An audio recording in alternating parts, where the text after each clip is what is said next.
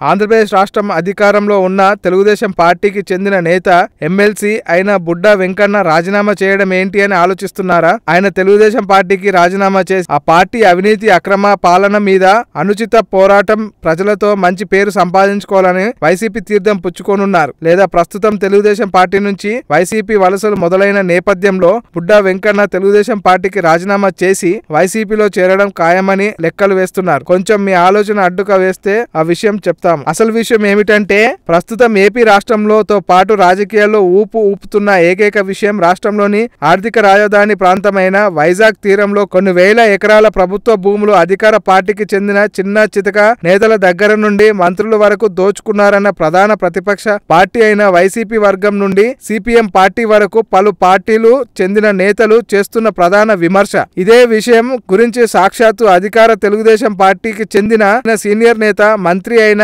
అయ్యన్న పాత్రుడు కూడా భూ కుంభకోణం వెనుక ఇతర ప్రాంతాల నుండి వచ్చి మంత్రులే ప్రధాన పాత్ర పోషించి చేస్తున్నారని తేల్చేశారు. ఇప్పుడు ఇదే విషయం గురించి రాష్ట్ర అధికార విపక్షాల మధ్య మాటల యుద్ధం సాగుతుంది. భూ కుంభకోణంపై ఈ నెల 22న విశాఖలో మహాధర్నా నిర్వహించినట్టు వైసీపీ ఇప్పటికే ప్రకటించింది. ఈ భూ కుంభకోణాలపై చంద్రబాబు, లోకేష్లు ఉన్నారని వైసీపీ ఆరోపించడాన్ని అధికార పార్టీ అయిన టీడీపీ తీవ్రంగా ఖండించింది. ఈ ఆరోపణలు నిరూపిస్తే తన ఎమ్మెల్సీ పదవిని వదులుకుంటానని బుడ్డా వెంకన్న సవాల్ విసిరారు. అయితే ఇప్పటికే విశాఖలో చోటు చేసుకున్న భూ కుంభకోణం వ్యవహారం, అధికార పార్టీలో గ్రూపులు చేయడం, ఈ విషయమై మంత్రుల మధ్య చోటు చేసుకున్న విభేదాలు, టీడీపీ అధినేత మంత్రి నారా చంద్రబాబు నాయుడు త్రిసభ్య కమిటీ ఏర్పాటు చేశారు. అయితే ఈ అంశాన్ని తీసుకొని వైసీపీ మహాధర్నకు దిగడం రాజకీయంగా టీడీపీని ఇరుకున పెడుతుంది. విశాఖ భూ కుంభకోణ విషయంలో విపక్షాలన్నీ ఏకం కావడం టీడీపీ ఇబ్బంది కలిగిస్తుంది. ఈ తరుణంలో ఇప్పటికే వైజాగ్ లో వైసీపీ అధ్యక్షుడైన